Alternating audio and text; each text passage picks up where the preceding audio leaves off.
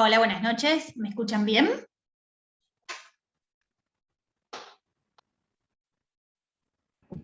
Hola Romina, sí se le escucha. Perfecto. ¿Cómo están? Muy buenas noches. Buenas noches. Todo bien.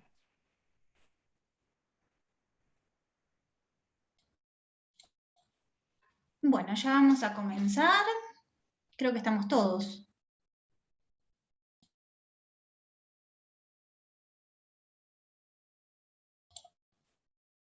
Bueno, perfecto. En caso de que alguno no estuviera en la clase inaugural, porque no nos vemos desde ese día, ya que estuvieron con Mariano hasta ahora, mi nombre es Romina Manso, formo parte, sí, de la Cátedra de Derecho Internacional Público en esta comisión, hace ya varios años, estamos trabajando juntos, así que bueno, en este marco vamos a comenzar a trabajar a partir de ahora con el problema número 2.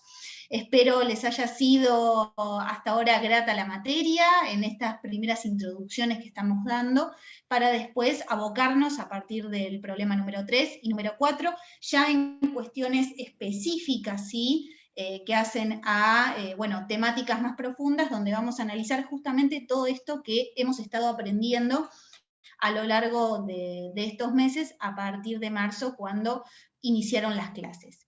Bueno, vamos a comenzar con el problema número 2, por supuesto desde ya, cualquier duda, lo que requieran, ¿sí? Enseguida me paran y lo volvemos a trabajar.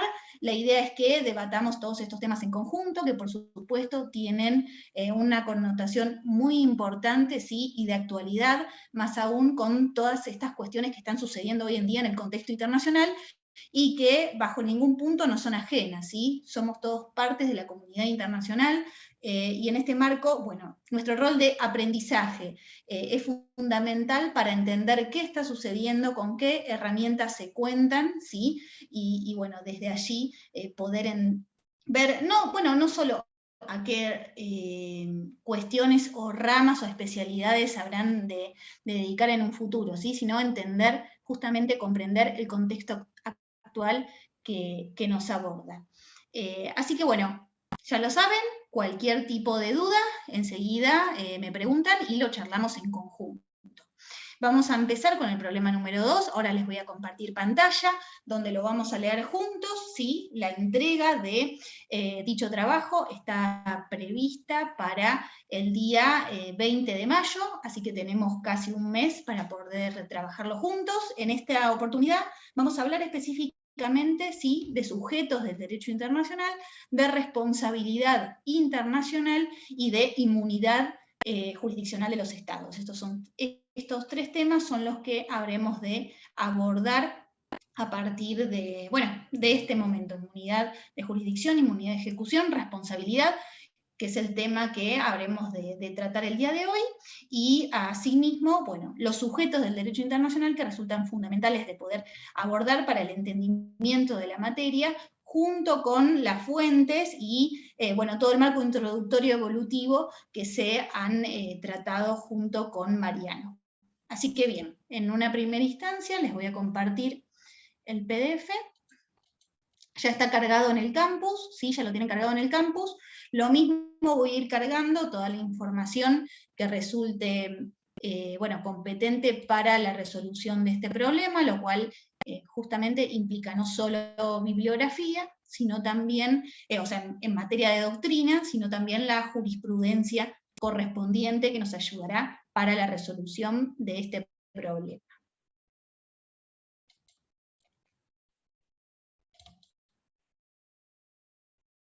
Bien, ¿ven todos el problema? Bien, bárbaro. Sí, Lo veo a Luciano y a Martín que dicen que sí. Así que muy bien. Bueno, voy a comenzar a leer. Inmunidad estatal y responsabilidad internacional, ¿sí? Es el tema que abordaremos en este problema. Bien, dice, hechos. En marzo de 2021, la Embajada del Estado de Marcovia, ubicada en territorio del Estado de Arcadia del Sur, trabajaba habitualmente con sus 30 empleados. Durante las últimas semanas había producido una escalada diplomática entre ambos países. El motivo principal del conflicto se debía a que el gobierno de Marcovia había autorizado el ingreso a su territorio del ex rey del estado Arcadio, quien había sido depuesto y se encontraba exiliado a fin de someterse a una intervención quirúrgica en jurisdicción de Marcovia. Arcadia del Sur consideraba al ex monarca un traidor a su propia religión y cultura, ya que había intentado occidentalizar el país durante su reinado. Por otra parte, la justicia de Arcadia le había iniciado procedimientos por corrupción durante su gestión. Ambas situaciones provocaron un gran impacto mediático en el único multimedio estatal que monopolizaba la información y opinión, sobre todo entre grupos de jóvenes radicalizados. Ello derivó en que, durante los días siguientes, la embajada se viera sorprendida por un grupo de 80 jóvenes estudiantes armados que, sin oposición alguna por parte de los funcionarios policiales de Arcadia, entraran en la embajada, izaran la bandera Arcadia, emblema de su revolución radical, y ocuparan el edificio tomando como rehenes a la totalidad de los ocupantes. Durante todo abril de 2021, el gobierno arcadio se mantuvo en silencio ante estos hechos y frente al pedido de auxilio del gobierno de Marcovia, solo contestando que haría lo posible para mantener el orden en el lugar. Mientras tanto, los líderes religiosos de Arcadia, en sendos discursos expresados en distintas universidades y espacios públicos, alentaban a los jóvenes estudiantes a continuar en la ocupación de la embajada, considerándolo un acto heroico. Para los integrantes de la embajada, los días en cautiverio se convirtieron en semanas. Las tratativas llevadas a cabo para que los civiles depusieran las armas no dieron resultado. El movimiento revolucionario mostraba a los rehenes con los ojos vendados a la población local y a las cámaras de televisión. Los rebeldes expresaban que los ciudadanos marcovianos cautivos serían liberados únicamente a cambio de la extradición del monarca para ser juzgado por crímenes contra el pueblo arcadio. Ante tales proclamas, el líder religioso de Arcadia del Sur aprovechó la situación para consolidar su poder y de esa forma radicalizar aún más el país. Ello generó grandes disturbios en las calles, sumado a las represalias para todos aquellos ciudadanos arcadios que no aceptaran el nuevo régimen. Para este momento, nos encontramos en los albores del inicio de una posible crisis humanitaria, producto de la movilización de grandes olas de personas que escapan hacia las fronteras de los estados vecinos. Asimismo, en julio de 2021, el líder Ayatollah Medellín expresó públicamente en un discurso oficial del gobierno arcadio que apoyaba la toma y la lucha de los estudiantes. En este punto, Marcovia lleva el caso a la Corte Internacional de Justicia, reclamando la violación de la Convención de Viena sobre Inmunidades Diplomáticas y la responsabilidad internacional del Estado de Arcadia del Sur por violar normas del derecho internacional. Bien, acá tenemos todos los hechos del caso sobre el cual vamos a trabajar durante el transcurso de las clases. ¿Cuáles son las actividades a desarrollar en consecuencia? Bien, dice. En este punto, usted, recién graduado de la universidad, es convocado por el gobierno de Marcovia para que lo asesore en la demanda a iniciar.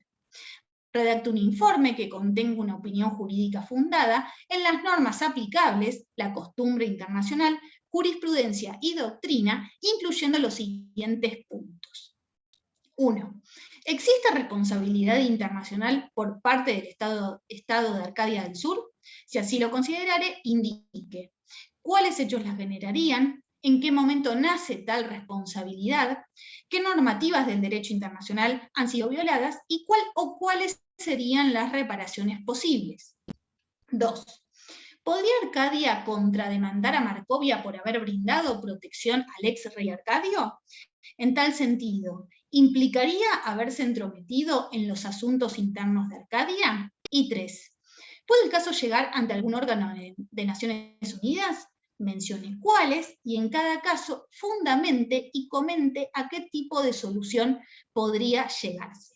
¿Sí? Para la realización de este trabajo, más allá de todo lo que por supuesto veremos en clases y se encuentra contenido en la bibliografía correspondiente que está cargada en el campus, bueno, habremos de requerir como les decía, libro de cátedra, Convención de Viena sobre Relaciones Diplomáticas, Convención de Naciones Unidas sobre las inmunidades jurisdiccionales de los estados y de sus bienes, el proyecto de artículo sobre responsabilidad del Estado por hechos internacionalmente ilícitos, ¿sí? Dictado por la Comisión de Derecho Internacional de Naciones Unidas, y habremos de ver específicamente dentro del marco de toda la jurisprudencia que abordaremos a lo largo de estas clases, dos fallos específicos, actividades militares y paramilitares en y contra Nicaragua, si en este caso llega a la Corte Internacional de Justicia, es un fallo que se da entre Nicaragua y Estados Unidos, y un conflicto, en este caso, entre Estados Unidos e Irán, personal diplomático y consular de los Estados Unidos en Teherán. Así que bien, esto es lo que abordaremos en el marco de las clases siguientes. Dejo de compartir. ¿Alguna consulta? ¿Hasta acá? ¿Todo bien? Fue una primera lectura, por supuesto tenemos un montón de conceptos para desarrollar en consecuencia, pero bueno, esto es lo que el tema que abordaremos en base a bueno, las temáticas planteadas. ¿Todo bien? ¿Alguna pregunta? Bueno, continuemos entonces. Hoy vamos a hablar específicamente de responsabilidad internacional del Estado por actos ilícitos. Este tema lo vamos a abordar, ¿sí?, el día de hoy y el próximo miércoles, donde vamos a hablar, bueno, en una primera instancia, todo lo que tiene que ver con lo conceptual, los elementos, ¿sí?, que intervienen, justamente la convención en este marco creada por la Comisión de Derecho Internacional de Naciones Unidas, para luego abordar específicamente el caso de la Embajada de Teherán, que habrá de ser muy importante para la resolución de nuestro problema. Muy bien. Vamos a compartir nuevamente.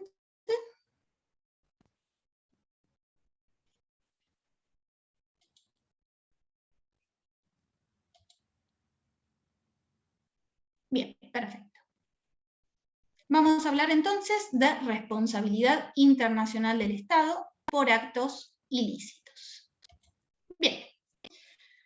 Vamos a hablar entonces, ¿qué pensamos o qué creemos que implica la responsabilidad internacional de los Estados por la comisión de actos ilícitos? Porque acá siempre hablamos de, o lo que venimos viendo, ¿sí?, hasta a este momento, a lo largo de la carrera, es que justamente, bueno, hablamos de cuestiones más que nada de índole civiles, de índole penal, donde una persona, ¿sí?, justamente es quien puede ser imputada de un delito como tal, y se le aplicará la sanción correspondiente en caso de comprobar, luego del proceso que habrá de llevarse en consecuencia con la respectiva defensa de todas sus garantías constitucionales, es decir, el debido proceso que existe, el debido proceso constitucional, que a todos nos abroga en este marco, ¿sí?, en materia de derechos y garantías que nos ocurren como ciudadanos, pero siempre en la figura de un particular o grupo de personas, ¿sí? Hoy vamos a hablar de la responsabilidad que le converge en realidad al Estado, responsabilidad internacional del Estado. Justamente un Estado incurre en responsabilidad cuando viola una obligación de índole internacional que se encuentra en vigor, cualquiera haya sido su fuente. Fuentes es justamente un tema que ya han abordado con Mariano, ¿sí? Cuando hablamos de fuentes, ¿a qué nos estamos refiriendo?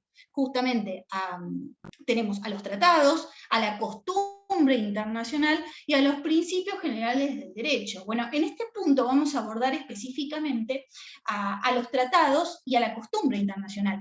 Justamente cuando hablamos de tratados nos estamos refiriendo, ¿sí?, a los acuerdos, ya sea de índole bilateral, multilateral, de carácter regional, por medio de los cuales los estados justamente se abrogan obligaciones que habrán de tener que cumplir en determinadas situaciones y marcos pactados, ¿sí? En el caso de un incumplimiento por parte de estas obligaciones dispuestas, por ejemplo, en los tratados, ello ha de generar responsabilidad internacional y en consecuencia el deber del Estado de reparar el daño, el perjuicio que se hubiera ocasionado tanto a otro Estado como a otro organismo, ¿sí? Esta es la finalidad de la resolución, del del abarcamiento de este instituto y la importancia que requiere en consecuencia. Lo mismo cuando hablamos de normas consuetudinarias, ¿sí?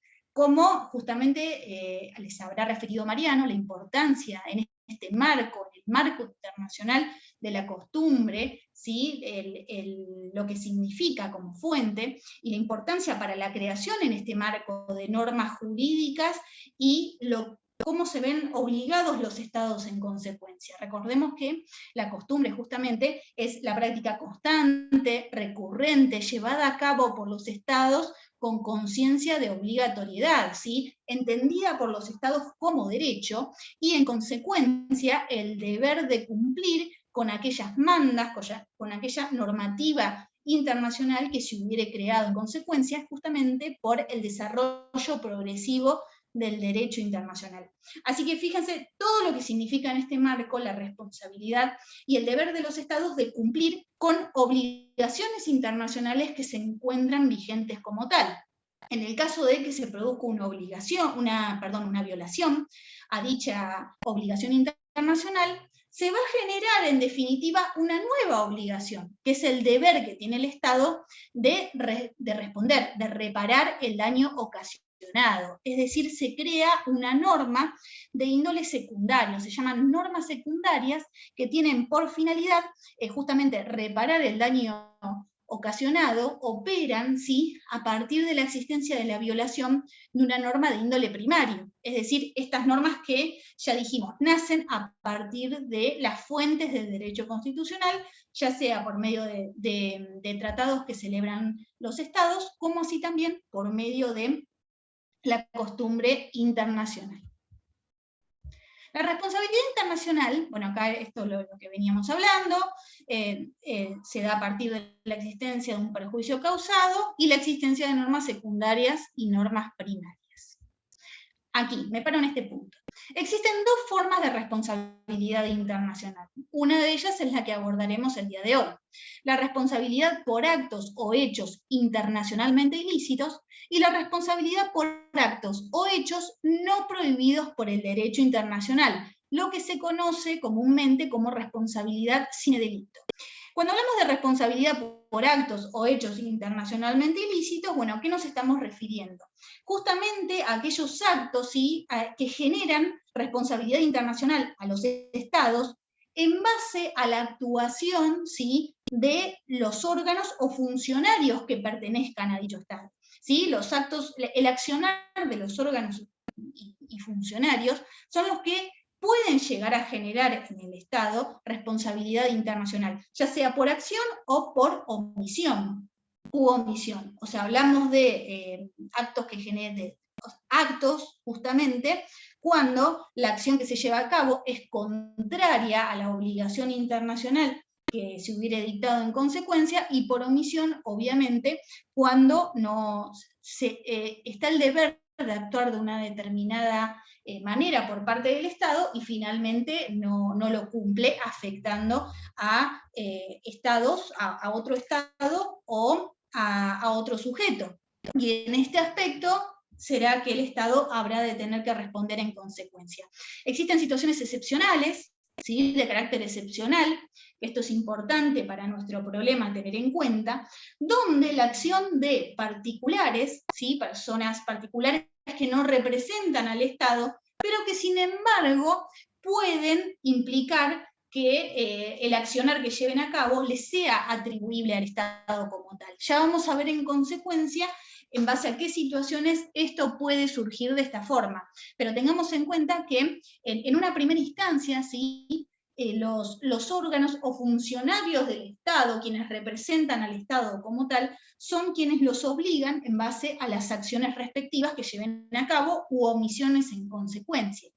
En cambio, cuando hablamos de la responsabilidad sine delicto, es decir, como hablábamos hoy, aquellos actos o hechos que no se encuentran prohibidos por el derecho internacional, ¿a qué estamos haciendo referencia? A actos que justamente, si bien no se encuentran prohibidos, en su realización no implican una sanción o un deber de reparar en lo inmediato, sí pueden llegar a producir responsabilidad internacional en el caso de que generen un daño. ¿Qué hablamos acá específicamente? Como para que lo entiendan con un ejemplo. Esto se da, por ejemplo, en los pasos transfronterizos, dos estados limítrofes, y en lo que tiene que ver, por ejemplo, con el transporte de sustancias peligrosas, ¿sí? Esto puede generar, por supuesto, que el derrame de algún tipo de producto o sustancia que contamine o afecte al estado vecino, en el marco, por ejemplo, de justamente el traslado de desechos, ha de tener que tener, por supuesto, consecuencias para el Estado que la ha llevado a cabo. Y por lo tanto, el deber de reparar este daño que se ha ocasionado, ¿sí? El transporte está habilitado, no es un acto que se encuentre prohibido, pero sin embargo genera el deber de responder porque ha generado un daño en consecuencia. Lo mismo sucede con el envío de determinados objetos al espacio exterior. Cuando los mismos caen, generalmente esto no se da tanto y está específicamente regulado en materia internacional, porque, bueno, obviamente los estados lo tienen todo muy controlado, pero podría pasar que no, que sucediera cualquier tipo de defecto en consecuencia, y un determinado objeto, un satélite, cae en el territorio de otro estado del cual resulta ser nacional, y eso ha de generar determinados daños en el territorio de dicho estado, de los cuales el estado, el país al cual justamente resultó ser dueño de este objeto, habrá de tener que responder en consecuencia. Bien, ¿cómo venimos hasta acá? ¿Entienden esta primera parte? ¿Todo bien? Sí, Romina, se viene entendiendo. Sí, se entiende. Perfecto, perfecto. Bien. Vamos a hablar en este caso de los elementos de la responsabilidad internacional, pero para avanzar antes de aquí, charlemos un poquito del rol de la Comisión de Derecho Internacional de la Asamblea de... Perdón, la Comisión de Derecho Internacional de Naciones Unidas, ¿sí? Órgano dependiente, en este caso de la Asamblea General, para hacer referencia bueno, cómo se ha creado un cuerpo normativo en este marco, que era lo que charlábamos hace un ratito cuando comentamos el problema. En realidad, en esta primera instancia, desde la creación, ¿sí? de la CDI, como se la conoce, la CDI ha trabajado en la creación, ¿sí? de una convención, de un cuerpo normativo que regule la responsabilidad internacional. Y en el año 2001 es cuando eleva a la Asamblea General justamente este proyecto de convención para ser, bueno, votado y ratificado por el resto de por los estados que, bueno, justamente integran la comunidad internacional, y en consecuencia, bueno, comience a resultar obligatorio, ¿sí? Sea de carácter vigente, vinculante para todas las partes. Bueno, al día de hoy eso no ha ocurrido. La convención no cuenta con la cantidad de firmas suficientes, con la cantidad de ratificaciones necesarias para entrar en vigencia y de esa forma ser vinculante para las partes. Pero acá tengamos en cuenta esta cuestión que es muy importante. Más allá de que hoy en día la convención no resulta ser vinculante como tal, tengamos en cuenta que tanto los estados como las partes litigantes, ¿sí? En un proceso judicial o de carácter arbitral, donde justamente se esté debatiendo la responsabilidad internacional del Estado, sin un hecho concreto, ¿qué hacen? Los estados recurren, si las partes litigantes recurren justamente a esta convención. Entonces, si bien no tenemos una vigencia, tenemos estados, tenemos sujetos que recurren a la normativa dispuesta. Entonces, ¿qué tipo de fuente pueden hacer, les pregunto, a partir de esta acción y que genera en consecuencia, ¿no? la obligatoriedad de cumplir la normativa, las disposiciones que establece? ¿Qué otra fuente podría de ser aplicable en este caso? ¿Qué opinan?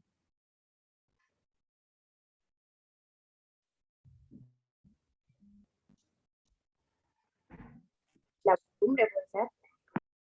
Exactamente, costumbre internacional. No sé quién lo dijo porque veo el power yo, pero muy bien, exactamente, costumbre internacional. Si bien no lo tenemos en un marco de un tratado que se encuentra vigente en carácter formal por haber obtenido la cantidad de rectificaciones que resultan necesarias para que entre en vigor, sí contamos con el rol del Estado en este aspecto, el rol de los Estados, ¿sí? Que toman la normativa en forma frecuente, con conciencia de obligatoriedad, ¿sí? Reconociéndola como derecho. Entonces, dentro de este marco y del desarrollo progresivo del derecho internacional, puede sucederse que con el transcurso del tiempo, el día de mañana un tribunal internacional, una corte internacional, por ejemplo, la Corte Internacional de Justicia, que veremos también en próximas clases, habrá de tomar, ¿sí?, algún tipo de disposición específicamente determinada en la convención, otorgándole un carácter obligatorio que va a estar dado por la costumbre, porque se la consideró una norma de índole consuetudinaria. Así que vuelvo a la importancia y el rol de la costumbre en este aspecto, que lo vemos en este caso concreto. Bien, vamos entonces a los elementos de la responsabilidad internacional. Bueno, en primera instancia, por supuesto, tiene que existir un acto ilícito, ¿sí? Una conducta llevada a cabo por el Estado que ha de ser contraria a una obligación internacional que se encuentra en vigor. Es de allí la importancia de remitir o de entender que no existe en este caso la posibilidad de retroactividad, ¿sí? Rige el principio de irretroactividad de las normas en este aspecto, lo cual implica, por supuesto, que un Estado habrá de ser responsable a partir de que se hubiere, ¿sí?, comprometido, de que se hubiere obligado por medio de una convención, de un tratado, de todas estas fuentes sobre las cuales venimos hablando, y que justamente impliquen que debe actuar de determinada forma en el marco del cumplimiento de una obligación internacional, caso contrario se verá pasible de responder en consecuencia. Acá volvemos al rol del derecho internacional consuetudinario, ¿sí?, que implica que el Estado ha de tener que habrá de incurrir, ¿sí?, en realidad en responsabilidad internacional por la comisión de un acto ilícito con estas características que venimos charlando, a partir de dos elementos específicos, un elemento objetivo y otro elemento subjetivo. Esto es lo que requerimos para la existencia, ¿sí?, de responsabilidad internacional en la materia. Cuando hablamos del elemento objetivo, ante la violación o el incumplimiento de esta obligación internacional en vigor que se encuentra establecida, como lo charlábamos, en una norma primaria, y a su vez un elemento subjetivo, que quiere decir que esta acción, este acto ilícito, le sea atribuible al Estado como tal. Vamos a ver varias excepciones que están previstas en la convención de la CDI y que resultan fundamentales para determinar a la hora de establecer si un Estado resulta ser o no responsable frente a la violación de una obligación internacional que se encuentre en vigencia. Todas estas cuestiones que estamos charlando son las que los tribunales, las cortes internacionales han de tener que resolver en base a todos estos elementos a la hora de determinar la responsabilidad internacional que habrá de tener el Estado en consecuencia. En el marco, sí, del elemento objetivo, sí, hablamos de elementos objetivos y elementos subjetivos. Dentro de lo que tiene que ver con la cuestión de esta objetividad, bueno, plantear primero ¿qué entendemos por la calificación del hecho como ilícito? Más allá de entender, como venimos hablando, esta cuestión específica de la existencia de una norma que justamente implica una obligación para el Estado que tiene que estar en vigor, a diferencia de lo que ocurre, ¿sí?, con nuestras normativas internas, donde ha de tener, por ejemplo, un rol mucho más preponderante la tipificación de un delito en materia de dolo, de culpa. Estos son conceptos que no han de aplicarse en el marco internacional, o que no tienen una connotación tal como sí la posee aquí, por ejemplo, en nuestro ordenamiento interno, a la hora de establecer la responsabilidad de un sujeto frente a la comisión de un determinado delito. Lo mismo en lo que tiene que ver con el daño. En realidad el daño en materia internacional, a la hora de establecer la responsabilidad, no es que tenga un valor fundamental para entender si estamos o no ante la comisión de un acto ilícito. El daño sí habrá de ser importante a la hora de definir la reparación respectiva, ¿sí? La indemnización que habrá de tener que cumplir el Estado en consecuencia, pero no necesariamente tenemos que encontrar un daño, ¿sí? Que existe un daño fehaciente para que ya exista la responsabilidad internacional. La sola obligación, violación, perdón, de la obligación internacional respectiva y vigente es la que da lugar a la atribución de responsabilidad internacional. Así que bueno, esto es un dato muy importante a tener en cuenta en base a la diferencia con nuestros ordenamientos internos. Y más allá de lo que se disponga en el ámbito interno, en este tipo de cuestiones, por supuesto, prevalece el marco de índole internacional. Lo mismo sucede si, bueno, acá hablamos, por supuesto, de jerarquía constitucional, de jerarquía de las normas, de los tratados internacionales, como está dispuesto, por supuesto, en nuestra Constitución Nacional, y cómo si el ordenamiento interno tiene que cumplir, adaptarse a la normativa internacional, a los tratados internacionales, por supuesto, y sobre todo en materia de derechos humanos, firmados, ratificados por nuestros estados, y en vigencia, por supuesto, en consecuencia, y de esa forma, bueno, cumplir con esta normativa internacional. En caso de que existiera una diferencia en este marco, o no se cumpliera como debe ser, por supuesto, va a existir responsabilidad internacional del Estado y el deber de responder, ¿sí? En nuestro marco y en base a las convenciones americanas que se han firmado en consecuencia, ¿sí? Lo que tiene que ver con la Corte Interamericana de Derechos Humanos y la cantidad de fallos que ha dictado en consecuencia, ¿sí?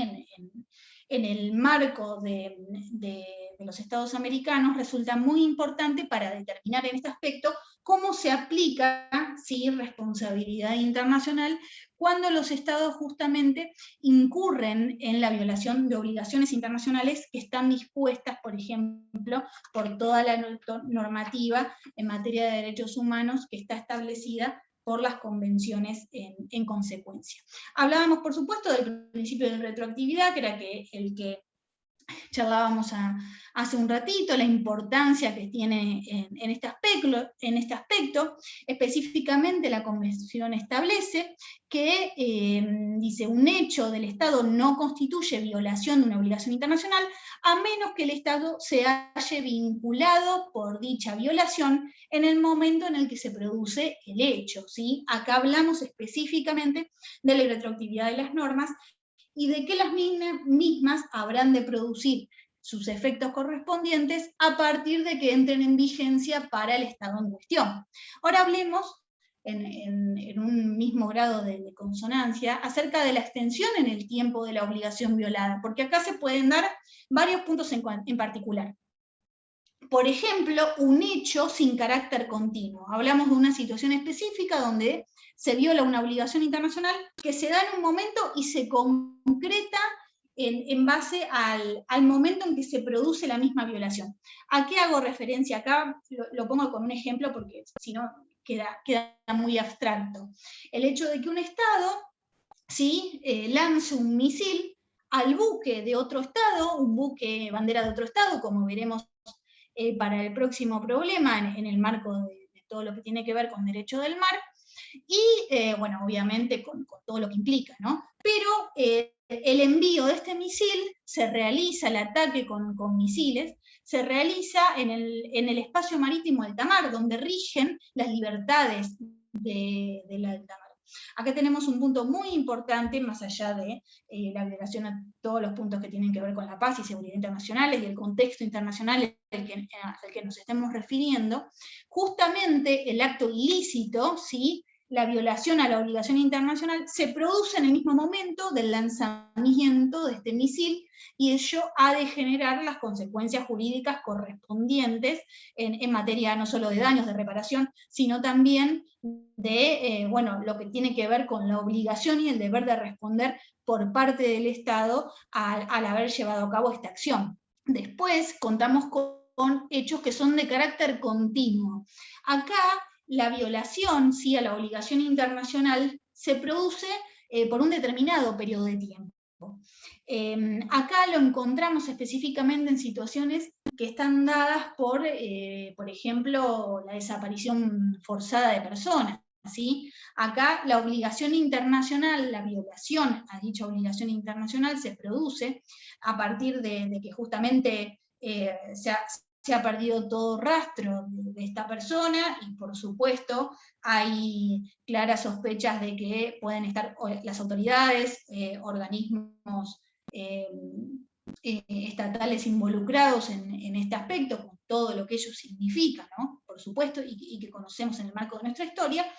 Bueno, justamente la Comisión Interamericana de Derechos Humanos ha establecido en este aspecto, en varios fallos en la materia, que desde ese momento hasta que la persona, ¿sí?, finalmente aparece en este marco, ¿sí?, ha de prolongarse justamente la responsabilidad internacional del Estado en consecuencia, ¿sí?, durante todo ese periodo, y habrá de tener que responder en consecuencia por todo ese periodo en el cual esta persona ha desaparecido, ya les digo, con todas las implicancias que ello significa.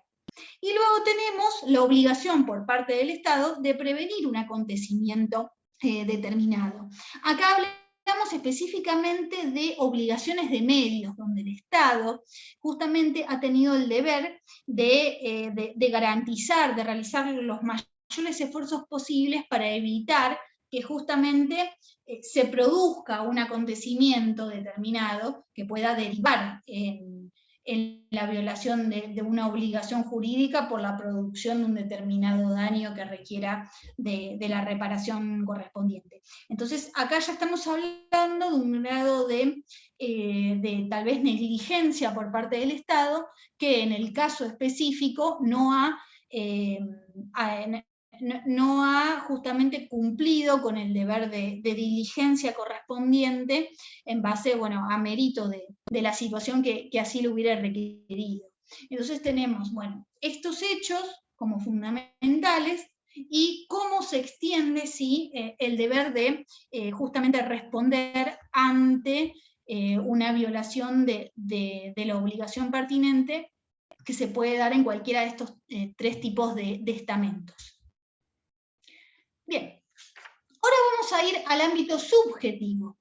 Cuando hablábamos del ámbito subjetivo nos estábamos refiriendo entonces, en este aspecto, a cuándo esta violación a la obligación resulta ser atribuible al Estado en cuestión. Ahora estamos del lado de cuando, ya sabemos el acto ilícito, bajo qué circunstancias puede producirse, principio de retroactividad, cuánto puede durar esta violación, las características del acto ilícito, cuestiones específicas que hacen a elementos de carácter objetivo. Ahora bien, vamos a ver cuándo este acto ilícito justamente puede resultarle atribuible al Estado en cuestión. Y en este aspecto la Convención da puntos determinados en los cuales, estaremos frente a este tipo de situación y en consecuencia la atribución de responsabilidad. En primer lugar, un punto que dentro de todo ya venimos hablando bastante, ¿sí?, que el acto fuere cometido por un órgano del Estado, funcionario público o agente del Estado. En este caso, tanto los órganos como funcionarios pueden basarse, tanto en un marco de índole nacional, provincial, estatal, es decir, municipal, perdón. Es decir, en cualquier tipo de estamento y que representen al Estado como tal, pueden, en base a su accionar, hacer que el Estado incurra en responsabilidad internacional en caso de que violen algún tipo de obligación dispuesta en el área, ¿sí? Lo mismo, por supuesto, y estamos hablando de funcionarios nacionales en consecuencia, pero con todo lo que tiene que ver en materia del Poder Ejecutivo, el Poder Legislativo o el Poder Judicial, ¿sí? Ambos también, los tres estamentos también son pasibles de generarle responsabilidad internacional al Estado como tal, ya que lo representa y actúan, ¿sí? en su nombre a la hora de bueno, llevar justamente un rol en el marco, ya sea de la justicia o en un marco legislativo o ejecutivo, por supuesto, en materia administrativa, donde representan al Estado con todo lo que ello implica en consecuencia, y desde allí justamente el deber entonces de actuar diligentemente para evitarle esta responsabilidad al Estado. Acá un ejemplo para que lo veamos plasmado, se da en un fallo que se dio en Estados Unidos, el caso de los hermanos Lagrán, que se da ante la Corte Internacional de Justicia. Los hermanos, fue así la historia, los hermanos Lagrán eran dos hermanos alemanes que en ese momento lo que hacen es asaltar el banco del estado de Arizona. Al momento en que van contra el banco, en ese mismo accionar, ¿qué sucede? Es asesinado, ¿sí? Asesinan a quien era el director, el gerente del banco. Bueno, se dispuso en consecuencia, Estados Unidos, los tribunales de Estados Unidos ordenan en este caso la pena de muerte para los hermanos. Es más, les habían dado la opción de ir, o de seleccionar entre la inyección letal o la cámara de gas. Bueno, muy terrible como se había planteado. Y una de las defensas que uno de los hermanos Lagrán plantea en ese momento, y por eso el caso llega a la Corte Internacional de Justicia, estaba dada porque nos habían garantizado justamente, no se había garantizado el derecho de defensa en juicio de los hermanos, ya que no habían tenido la posibilidad de ser asesorados y representados por el cónsul, ¿sí? del consulado alemán en el estado de Arizona. Es por eso que justamente el caso llega a la Corte Internacional, y hasta que se resolviera la cuestión, la Corte había suspendido la ejecución de la sentencia. ¿Qué sucede? Más allá de la suspensión de la sentencia, esta medida de carácter provisional, así se llama, que la Corte había establecido, igualmente el Estado de Arizona dispone la ejecución de los hermanos. ¿Y qué generó esto? Le generó responsabilidad internacional a los Estados Unidos. ¿Por qué? Porque quien tenía en ese momento el deber, el gobernador del estado de Arizona, de frenar la acción correspondiente, porque existía una medida provisional, ¿sí? que ponía un marco suspensivo a la ejecución pertinente, bueno, no había hecho caso omiso.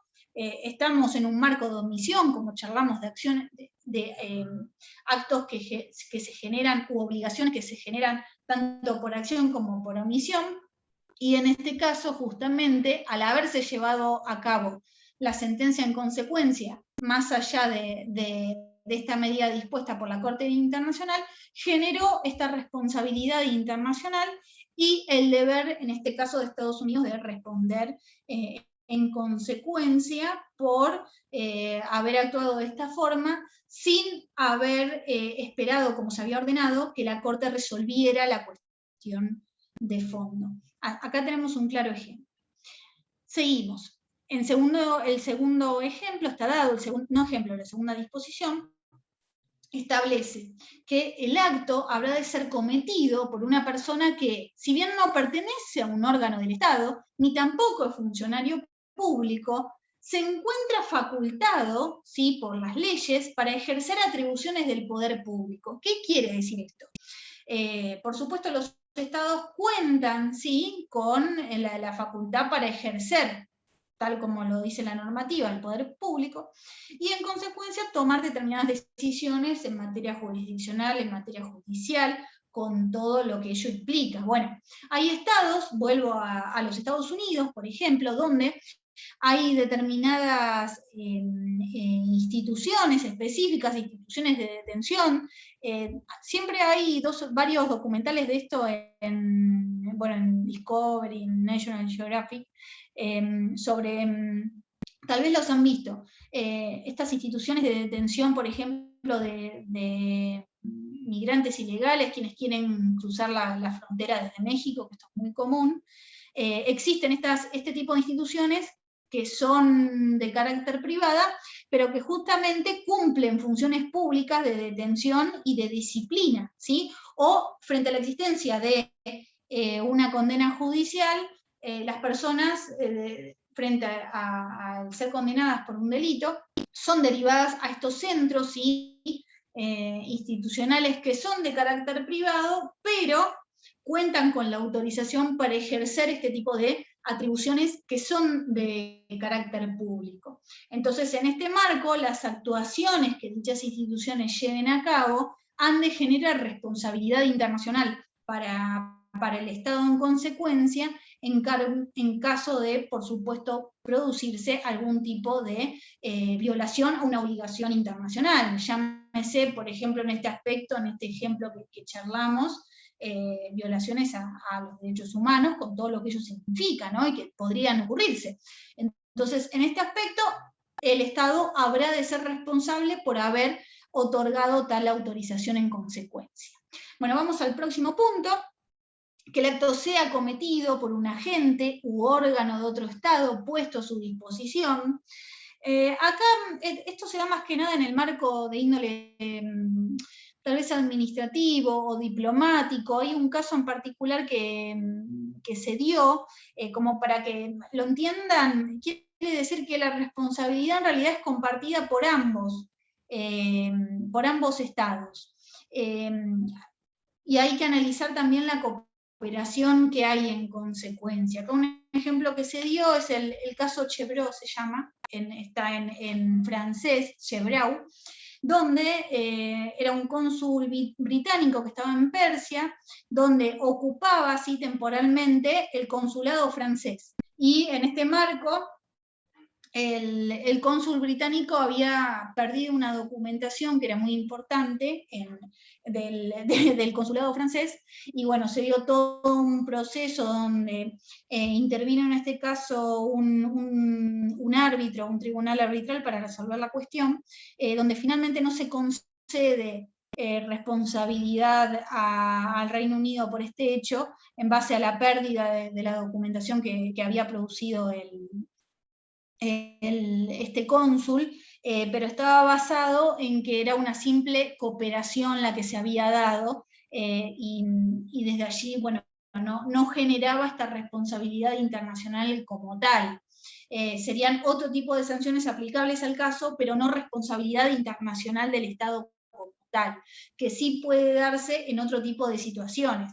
Así que fíjense que la línea en este aspecto a la hora de poder analizar cuando estamos frente a la existencia de responsabilidad internacional por parte de un Estado, bueno, implica así el análisis de todas estas situaciones, y es una línea muy delgada por medio de la cual justamente el Estado ha de incurrir en responsabilidad internacional si, bueno, el organismo respectivo en materia jurisdiccional así lo considera como tal. Dentro de el resto de excepciones que encontramos en este punto, sí, habremos de encontrar por una persona o grupo de personas que actúa de hecho, hablamos de situaciones de hecho y de derecho, que lo han visto seguramente a lo largo de la carrera.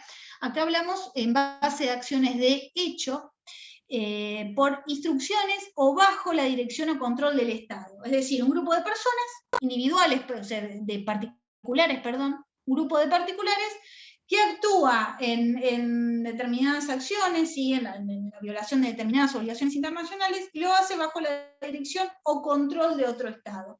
Acá es uno de los fallos que vamos a analizar específicamente, si la clase que viene, que está dado por el caso Nicaragua con Estados Unidos, ¿sí? Donde se dio esta situación en particular tan compleja, donde el contexto histórico que se plantea se da en el año 86. Fue así, estaba el grupo de los contras, y era un grupo subversivo que tenía en ese momento por finalidad justamente derrocar al gobierno nicaragüense. Bueno, ¿qué sucedió?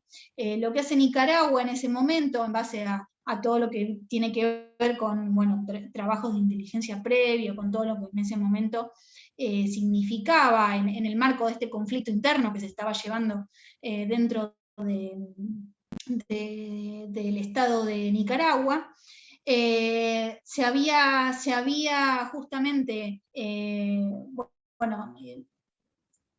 se había establecido, ¿no? Habían descubierto que parte de estas milicias recibían instrucciones por parte de los Estados Unidos a la hora del derrocamiento del gobierno nicaragüense.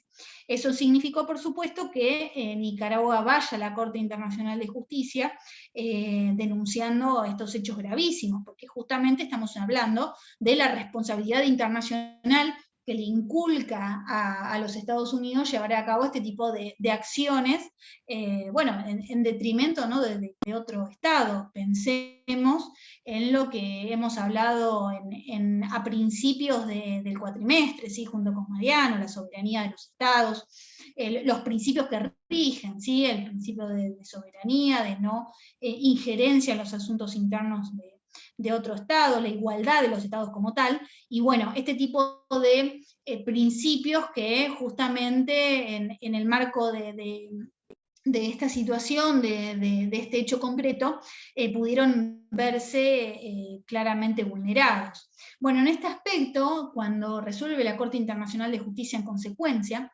si bien no dictaminó que existía una responsabilidad efectiva basada en esto justamente, ¿no? En que no se pudo probar, Nicaragua no pudo probar la existencia de un control efectivo por parte de los Estados Unidos sobre este grupo revolucionario, sobre los contras, para poder atribuir la responsabilidad internacional desde ese aspecto. Más allá de que, sí se dispuso en el marco de otras acciones, sanciones que se llevaron a cabo por,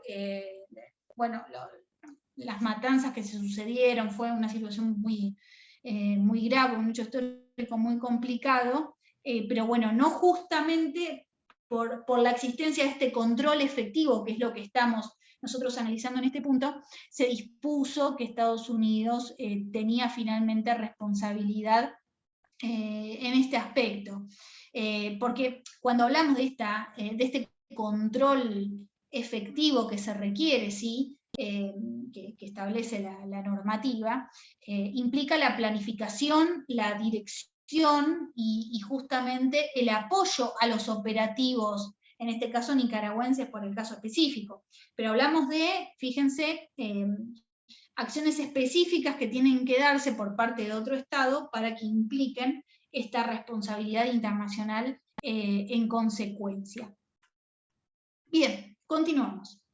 Que el acto sea cometido por un particular, una persona totalmente ajena al Estado, hablamos de la diferencia entre órganos y funcionarios del Estado, acá una persona ajena, un particular ajeno al Estado, que ejerce de hecho, otra vez volvemos sobre este punto, ejerce de hecho funciones públicas en ausencia de autoridades oficiales y en circunstancias que requieran el ejercicio de tales funciones. Bueno, acá vamos a ver nuevamente un ejemplo específico, fíjense cómo esta normativa también responde justamente a determinados hechos que se han dado a lo largo de la historia en los diferentes estados. Y de esa forma, fíjense cómo todos ellos confluyen, ¿sí?, en el desarrollo progresivo del derecho internacional y cómo los estados se acoplan y actúan en consecuencia y el deber de cumplir, ¿sí?, con la normativa normativa internacional y judicial que luego justamente sienta un precedente a la hora de la creación también de normativa internacional en consecuencia. Bueno, en este caso es un caso que se da en 1979. El hecho se produce en el aeropuerto de Teherán, no lo recordaba, en el aeropuerto de Teherán. La situación fue la siguiente, también en un marco de conflicto, se trata de un proceso que se da otra vez entre Irán, en este caso el Estado de Irán y los Estados Unidos, pero en este caso se da a partir de un ciudadano estadounidense, ¿sí? Que bueno, resulta ser aprisionado y expulsado de Teherán. La cuestión era la siguiente, otra vez encontramos un grupo subversivo, los guardias revolucionarios, como se hacían llamar en ese momento, ¿sí? ¿Qué hicieron en el marco de este conflicto que se estaba dando? Ejercieron funciones de inmigración y de aduanas, ¿sí? O sea, funciones de inmigración y de aduana en el aeropuerto de Teherán. Por ese motivo, justamente, el tribunal, en este caso que interviene el Tribunal Internacional, en el caso Jagger contra Irán, termina finalmente otorgándole, inculcándole responsabilidad internacional a Irán. Jagger era un estadounidense, en este caso, como les comentaba, ¿sí? que trabajaba en una empresa de Irán, y frente a todos estos hechos que se habían dado, que venían, por supuesto, en un marco de prerrogativas de conflicto, ¿sí? Entre el Estado de Irán y los Estados Unidos, resulta ser expulsado. Le dieron un plazo de 30 minutos para que fuera a su departamento y junto con su familia retiraran todas sus pertenencias.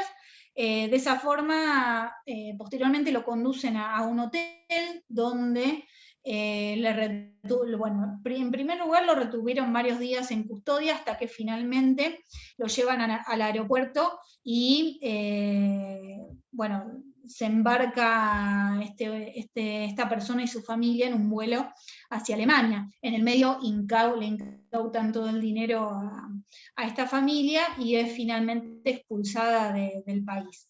Cuando suceden estos hechos, Irán lo que primero alegó es que justamente no le correspondía responsabilidad porque era un grupo de particulares que estaban actuando, no era que eran autoridades específicamente dispuestas por el gobierno iraní que estaban llevando a cabo esta acción. Pero pensemos, y esto es lo que dijo el tribunal en ese momento en consecuencia. Teníamos un grupo de particulares ejerciendo funciones, justamente, funciones de aduana, funciones de inmigración, porque subieron a esta gente a un avión y la enviaron a Alemania, cuando este tipo de lugares tendría que haber sido ocupado justamente por autoridades iraníes, que hacían estas personas ocupando ese rol. Bueno, justamente acá encontramos una clara negligencia,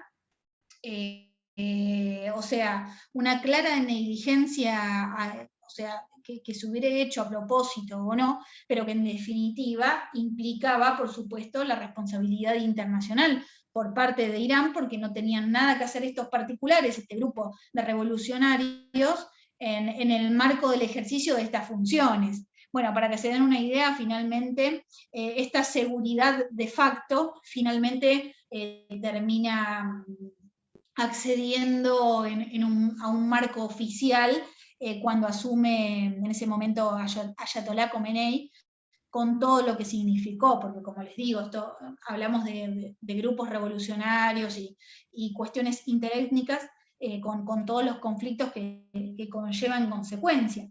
Pero fíjense cómo un acto llevado a cabo por particulares puede implicar justamente responsabilidad internacional al Estado, en este caso porque no obtuvo en primer lugar el deber de diligencia correspondiente y después porque finalmente este grupo de personas termina asumiendo como una autoridad oficial, ¿sí? Formando parte del Estado. Y dentro de este marco vamos a tener esta opción que resulta muy importante para la resolución de nuestro problema, ¿sí? Que el Estado reconozca y adopte como propio el comportamiento de determinadas personas ajenas a él. ¿A qué estamos refiriéndonos acá? También a acciones que llevan a cabo los particulares, pero que justamente el Estado, con posterioridad, en un plazo prolongado o en un plazo corto de tiempo, no implica acá, vieron como charlábamos de este hecho, si se produce en un mismo acto o se da en un marco de tiempo, en una prolongación de tiempo continuada, fuera como fuere, generan responsabilidad internacional porque el Estado reconoce que esos actos hechos por particulares en realidad son ejercidos por el Estado como tal. Bueno, este punto lo vamos a hablar específicamente en la clase que viene porque tiene que ver con el fallo que habremos de analizar para poder resolver el problema número 2. Pero es muy importante, lo que vamos a hablar específicamente es del caso personal diplomático y consular de los Estados Unidos en Teherán, que es toda documentación que ahora, después de que finalice la clase, estamos bien todavía de tiempo, les voy a compartir en el campus. Bueno, y por último tenemos que el acto sea cometido por un movimiento insurreccional que luego llegue al poder del Estado, ¿sí? Esto es muy una característica muy similar que se dio también con lo que veníamos charlando hace un ratito con los guardias revolucionarios, ¿sí? Se trata de un movimiento insurreccional que se lleva a cabo, por supuesto, determinados actos ilícitos que implican francas violaciones a obligaciones internacionales a las que el Estado se hubiere comprometido, ya sea por un tratado o porque existe normativa consuetudinaria en consecuencia, y las acciones que lleva a cabo, por supuesto, en un primer momento pueden llegar a ser de índole particular, pero que se convierten en responsabilidad estatal si estas personas, por supuesto, este grupo de personas finalmente termina asumiendo, ¿sí?, en el Estado en cuestión. Acá vamos a hablar en los próximos meses, bueno, ya cuando aborden el problema número 4, la responsabilidad, ¿sí?, del individuo por la comisión de crímenes internacionales, con todo lo que ello significa, ¿sí?, el rol de la Corte Penal Internacional, todos puntos que son fundamentales y que se dan en un contexto mundial muy en particular que, bueno, todos conocemos, ¿sí? Lo mismo cuando hablemos de derecho internacional humanitario, más aún con lo que está sucediendo hoy con la guerra entre Rusia y Ucrania, y con todas las consecuencias que ello implica en materia de responsabilidad internacional también, ¿sí? Se está hablando mucho acerca de esto, cada vez con una mayor connotación, y la responsabilidad de los estados, bueno, en este caso específicamente de la Federación Rusa, frente a la posible comisión de, bueno, se ha hablado, todos hemos escuchado acerca de la Comisión de Crímenes de Guerra, con todo lo que ello explica, y bueno, por un lado, el deber de responder por parte de los particulares, de quienes llevaron a cabo esas acciones, quienes decidieron esas acciones en particular, y por sobre todas las cosas también, la responsabilidad, si así se considerare, de el Estado en consecuencia. Bien, vamos a hablar, bueno, muy rapidito, y ya quedamos para el día de hoy, continuamos la clase que viene porque estamos muy bien de tiempo, acerca de cuáles son las circunstancias que excluyen la ilicitud. Porque acá, bueno, como siempre existe la regla respectiva, los elementos, ¿sí?, aquellas circunstancias que hacen que, bueno, el Estado haya actuado de una determinada manera y se encuentre justificado como tal, y de esa forma, justamente, la realización de este acto pierde el deber de responder frente a la violación de dicha obligación jurídica. ¿Qué tenemos acá como ejemplo? Bueno, en primer caso, el consentimiento. Cuando existe, ¿sí?, un consentimiento por parte del otro Estado, en cuestión, en base al hecho que se está ocurriendo, por supuesto, en este aspecto no estamos hablando de la existencia de una violación de una obligación internacional, porque existe del otro lado un Estado que está avalando, que está aprobando la acción llevada a cabo por el Estado en cuestión, ¿sí? Un ejemplo que se da en este aspecto, y que está dado, por ejemplo, en el caso de las Fuerzas Armadas, ¿sí? Las Fuerzas Armadas de un Estado no pueden ingresar, por supuesto, en el territorio de otro Estado y realizar, por ejemplo, prácticas con armas, si no tienen la respectiva autorización por parte del Estado al cual están ingresando y traspasando, por supuesto, las fronteras específicas, ¿sí?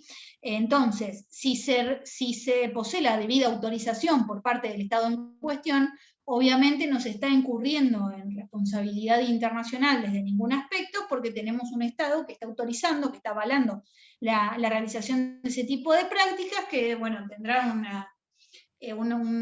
una finalidad específica de cooperación internacional, lo que fuere, que realizan en conjunto, pero por supuesto no van a implicar una ilicitud. Lo mismo hablamos en el caso de lo que tiene que ver con legítima defensa. Bueno, en este aspecto, los estados que ejercen legítima defensa, estimo lo han visto específicamente con Mariano, lo que establece el artículo 51 de la Carta de Naciones Unidas, y frente a qué tipo de situaciones los estados pueden justamente actuar en un marco de legítima defensa ante el ataque, ¿sí?, de otro Estado, lo cual requiere, por supuesto, una comunicación inmediata, ¿sí? Ante un accionar de legítima defensa. El Estado tiene que comunicar en forma inmediata al Consejo de Seguridad, ¿sí?, de Naciones Unidas esta situación en particular, y por supuesto tienen que darse, ¿sí?, requisitos en particular para que podamos estar frente a una acción que puede requerir el uso de la fuerza y que esté justificado. Bueno, en este marco se requiere justamente cumplir con los requisitos de necesidad, proporcionalidad e inmediatez para repeler el ataque correspondiente que este Estado está recibiendo. Si se dan estas características junto con la comisión inmediata para que el Consejo de Seguridad intervenga en consecuencia, ya que es el principal organismo de la Organización de Naciones Unidas, que vela por la paz y la seguridad, ¿sí?, de la comunidad internacional, bueno, justamente habrá de estar legitimada, valga la redundancia, la defensa, la acción que este Estado haya llevado a cabo, y por supuesto eso corre, sí, extrae la ilicitud de un acto que en otro tipo de circunstancias obviamente habría sido ilícito, implica la violación de una obligación internacional y el deber de reparar en consecuencia.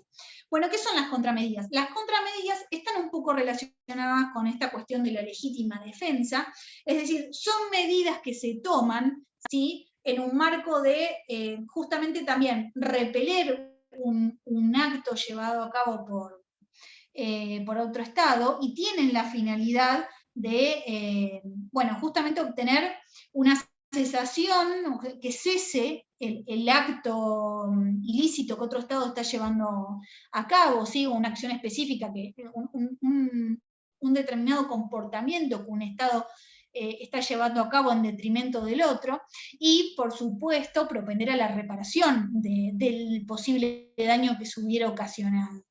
En el marco de las contramedidas, acá hablamos específicamente de cuestiones no que implican el uso de la fuerza, sino más que nada en materia comercial, en materia económica. Yo estimo tal vez también pueden haberlo escuchado en el marco de medidas tomadas ya sea por determinados estados a nivel regional, o un estado específico, o la comunidad internacional en su conjunto, pero en este caso previsto en materia de índole comercial. Por ejemplo, se celebra un tratado de libre comercio entre dos estados, y bueno, entonces como contramedida frente a las acciones que está tomando un estado, el otro deja de cumplir con tal tratado de libre comercio.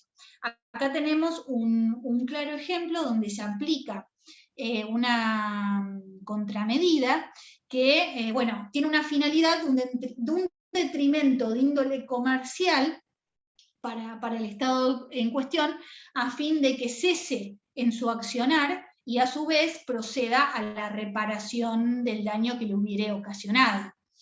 Bueno, por supuesto en un marco de fuerza mayor, obviamente, está amparada la posibilidad de la realización de un determinado acto que excluye la ilicitud como tal. Si hablamos de una fuerza irresistible, o un acontecimiento imprevisto que es ajeno al control del Estado, y que, bueno, frente a las circunstancias se hace que sea imposible el cumplimiento de una normativa internacional que se haya dispuesto en consecuencia. Acá vemos un ejemplo palmario en materia de lo que se establece también en cuestiones de derecho del mar, lo que establece la CONMEMAR y cómo hablemos más adelante, ¿sí?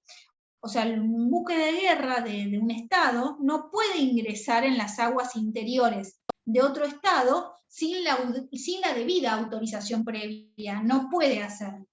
Ahora, ¿qué pasa? Si se está dando un maremoto en la zona donde el buque está circulando, por supuesto que va a poder ingresar al puerto correspondiente y anclarse, porque estamos hablando de un fenómeno meteorológico que requiere de determinada acción en particular para preservar la vida de los tripulantes en consecuencia. Entonces, en este marco, obviamente, no se está violando una obligación internacional porque justamente se está protegiendo, se está promoviendo un derecho absolutamente mayor. Bueno, acá hablamos en este ejemplo del derecho a la vida, ni más ni menos. Así que fíjense lo que implica, ¿no? Y en este aspecto, por supuesto, el accionar de este buque de guerra va a estar totalmente amparado y no va a implicar la violación a una obligación de índole internacional, no va a cometer un acto ilícito en consecuencia. Lo mismo en el caso de peligro extremo, muy similar al anterior. Por ejemplo, todo lo que tiene que ver en el marco de aeroespacial, ¿sí? Por ejemplo, un avión que tenga que aterrizar en el territorio de otro estado, también sin la autorización previa, porque tenemos a un tripulante, a una persona que va en dicha aeronave y bueno, ha surgido cualquier tipo de imprevisto, cualquier situación de salud que requiere de un tratamiento urgente en tierra, y por lo tanto se requiere que este avión justamente aterrice en el territorio de otro estado, aun cuando no tenga la autorización previa para hacerlo.